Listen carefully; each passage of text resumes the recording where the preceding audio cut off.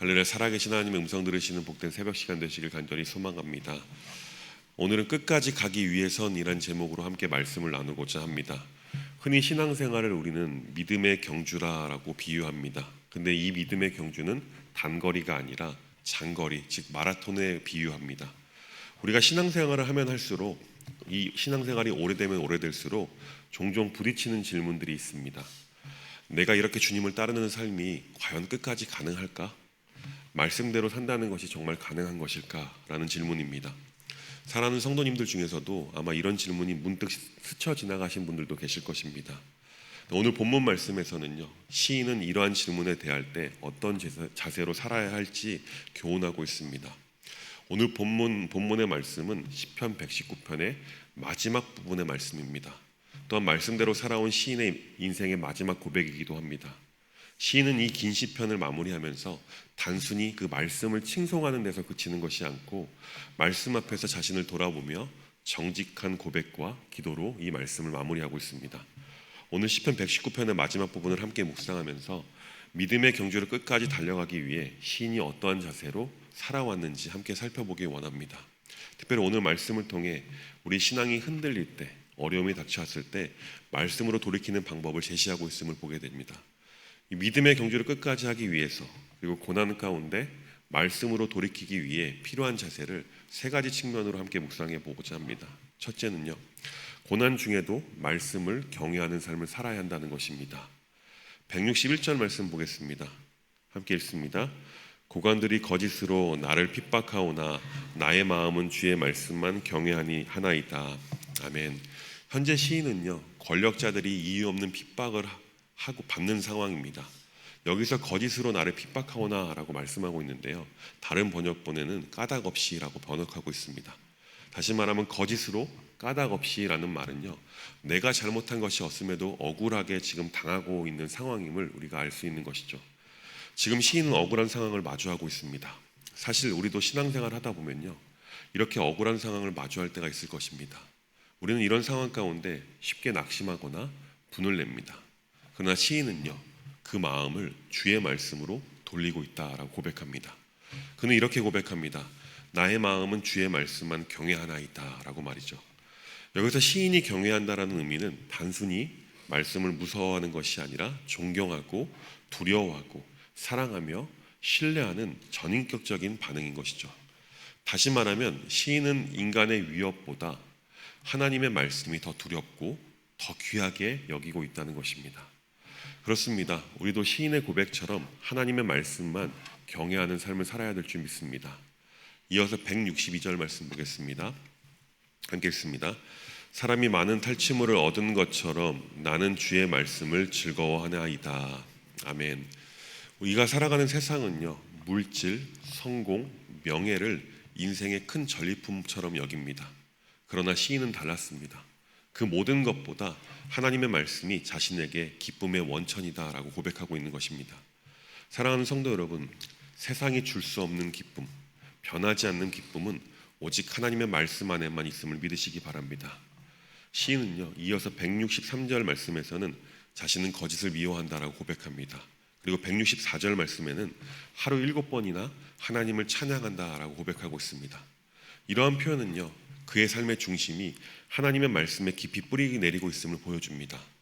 이어서 167절과 168절 말씀을 함께 보도록 하겠습니다. 함께 읽습니다. 내 영혼이 주의 증거들을 지켜 싸우며 내가 이를 지극히 사랑하나이다. 내가 주의 법도들과 증거들을 지켜 싸우니 나의 모든 행위가 주 앞에 있음이니이다. 아멘.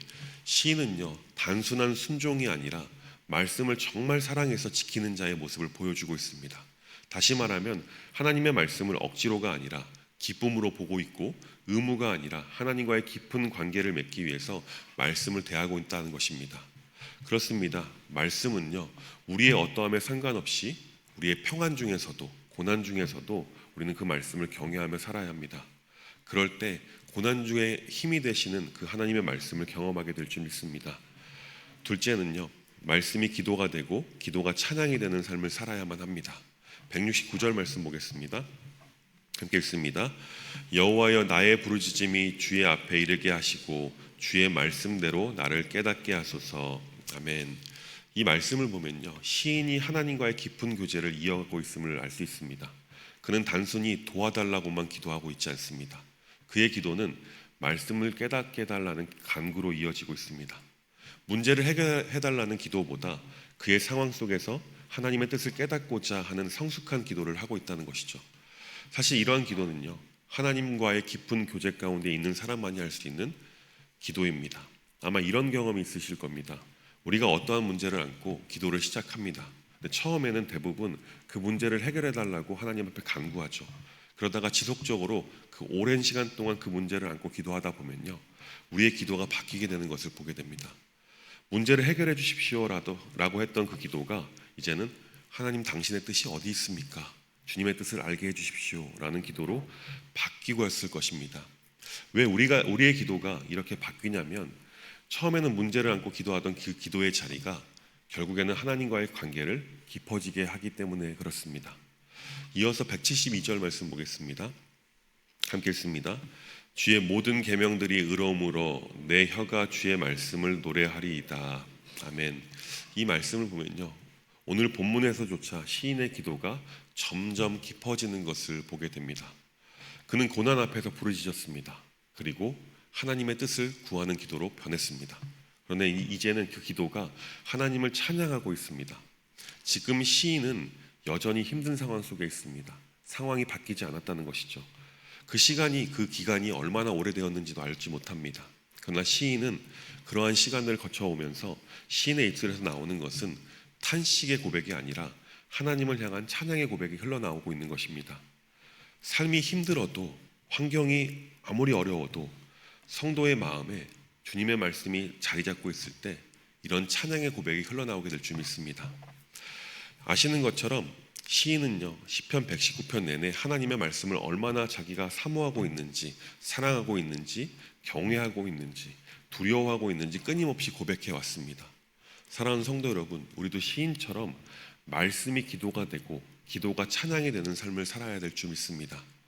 여기서 한 가지 짚고 넘어갈 부분이 있습니다. 바로 의로움이란 단어입니다. 이 단어는요, 하나님의 판단이 항상 옳다는 것이죠. 공정하다는 것을 말하는 것이죠. 즉 시인은 하나님의 말씀이 자신의 상황에 따라 바뀌는 것이 아니라 절대적인 기준으로 삼고 살아가고 있음을 말하고 있습니다. 오늘 살아가는 우리의 삶 가운데도 하나님의 말씀은 결코 흔들림이 없는 절대 진리로 삼고 나의 절대적인 기준으로 삼고 살아가야 할 것입니다. 그리고 그 진리를 찬양하고 고백하는 삶을 사시는 우리 모두가 되어야 될 줄 믿습니다. 우리가 믿음의 경주를 끝까지 하기 위해서는 세 번째는요, 방황 속에서도 끝까지 말씀 붙드는 신앙으로 살아가야 됩니다. 173절 말씀 보겠습니다. 함께 읽습니다. 내가 주의 법도들을 택하였사오니 주의 손이 항상 나의 도움이 되게 하소서. 아멘. 시인은 지금 고백하고 있습니다. 내가 주의 법도들을 택하였다라고 말입니다. 그러나 이 고백은요, 바로 완전함, 상황의 역전을 보장받지는 못했습니다. 시인은 분명하게 고백하고 있습니다. 어떠한 상황 속에서도 나는 말씀만을 붙들겠다라고 말입니다. 그런데 그의 상황은 해결되지 않았습니다. 그렇습니다. 우리가 신앙생활하면서 하나님의 뜻대로 잘 살아갈 때도 있습니다. 그런데 그때 생각하지도 못한 어려움을 마주하기도 합니다. 여전히 고난의 상황 가운데 머물러 있어야 될 수도 있습니다. 그러나 우리는 선택해야 됩니다. 우리의 어떠함에 상관없이 시인의 고백처럼 하나님의 말씀을 끝까지 붙들겠노라 라고 말입니다. 이어서 176절 말씀 보겠습니다. 함께 읽습니다. 이른 양같이 내가 방황하오니 주의 종을 찾으소서. 내가 주의 계명들을 잊지 아니함이니이다. 아멘. 이 176절이 시편 119편의 마지막 구절입니다. 그런데 놀랍게도 시인은요, 계속해서 하나님의 말씀을 찬양하고 사모한다라고 고백했습니다.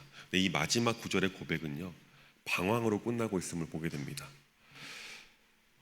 계속 시인은요, 하나님이 자신의 주인 되심을 고백했고 어떠한 상황 가운데 있더라도 나는 하나님의 말씀만 붙들겠다라고 고백했습니다. 그런데 마지막 그의 고백은 자신은 여전히 방황하고 있다라고 고백하고 있는 것이죠. 사실 이런 상황이라면 우리가 기대하는 것은요, 기대하는 그 마무리는요, 승리의 선포나 확신으로 끝나야 할 것을 기대합니다. 그런데 시인은요, 나는 기르는 양처럼 방황했다라고 고백하고 있습니다. 그런데요, 여러분, 이 고백은요, 실패의 고백이 아닙니다. 이 고백은 어떤 고백이냐면요, 하나님, 여전히 내 상황은 변하지 않았습니다. 여전히 나는 방황하듯 어렵고 어디로 가야 할지 모르겠습니다. 그렇지만 주님, 그래도 난 주님의 말씀만을 포기하지 않겠습니다 라는 고백인 것이죠. 그는요, 절대적인 상황이 지속되고 있지만 여전히 그는 하나님의 말씀을 붙들겠노라고 다짐하고 결단하고 있는 것입니다. 그는 말씀을 향한 소망의 끈, 신뢰의 끈을 여전히 붙잡고 있습니다. 바라기는 우리의 삶의 모습이 이러한 모습이 되길 간절히 소망합니다. 어떠한 어려움이 있더라도 하나님, 나는 주의 말씀만 끝까지 붙들겠습니다 라고 고백하길 간절히 소망합니다. 사랑하는 성도 여러분, 우리도 이 신앙의 길을 가다 보면요, 종종 길을 잃을 때가 있습니다. 그러나 우리가 그 말씀을 붙들고 있다면 하나님께서 반드시 우리를 찾아오실 것입니다. 방황하는 인생도 말씀으로 다시 시작할 수 있습니다. 시편 119편은 무려 176절에 걸쳐 하나님의 말씀의 소중함 그리고 아름다움, 그 하나님의 능력을 노래하고 있습니다. 그 끝자락에서 시인은 승리한 완벽자가 아니라 말씀을 붙든 채 여전히 흔들리는 자기의 진실한 모습을 우리에게 보여줍니다. 여러분, 신앙의 여정 끝까지 가기 위해서는요, 우리의 완벽함이 필요한 것이 아닙니다. 연약해도 부족해도요, 하나님의 말씀을 끝까지 붙들려는 의지가 필요하다는 것입니다. 사랑하는 여러분, 우리는 넘어질 수 있습니다. 방황할 수 있습니다. 그렇지만 하나님의 말씀 끝까지 포기하지 않고 붙들고 나아가야 될 줄 믿습니다. 그리고 하나님께서 나를 반드시 붙들어 주실 것이다 라는 믿음 가지고 하루하루 살아갈 수 있길 간절히 소망합니다. 신앙의 길은요, 다시 한번 말씀드립니다, 완벽하게 사는 것이 아닙니다. 끝까지 말씀 붙들고 사는 것입니다. 내 상황이 어려워도 힘들어도 평안해도 그 말씀만 하나만 붙들고 끝까지 살아내는 것, 그것이 승리한 삶인 줄 믿습니다. 승리하는 것은요, 이기는 것이 아닙니다. 승리하신 하나님의 말씀을 붙들고 하루하루 살아가는 것임을 기억하시길 바랍니다. 기도하겠습니다. 사랑이 많으신 하나님, 오늘도 말씀 앞에 서며 우리의 연약함을 고백합니다. 세상은 계속해서 우리를 흔들고 혼란케 하고 때론 억울하게 만듭니다. 그러나 그러한 모든 상황 속에서 환경과 세상을 두려워하는 삶을 사는 것이 아니라 오직 하나님의 말씀을 경외하고 기뻐하며 그 말씀을 붙들고 살아갈 수 있도록 인도하여 주옵소서. 주님, 때론 우리는 길 잃는 양처럼 방황하지만 그럴수록 주님의 말씀이 우리 안에 살아있게 하시고 우리를 다시 찾아오시는 주님의 은혜를 신뢰하며 살아갈 수 있도록 인도하여 주옵소서. 끝까지 말씀 붙들고 걸어가는 믿음의 사람으로 우리 사랑하는 성도님들 살아갈 수 있도록 인도하여 주시고 역사하여 주옵소서. 예수님의 이름으로 간절히 기도합니다. 아멘.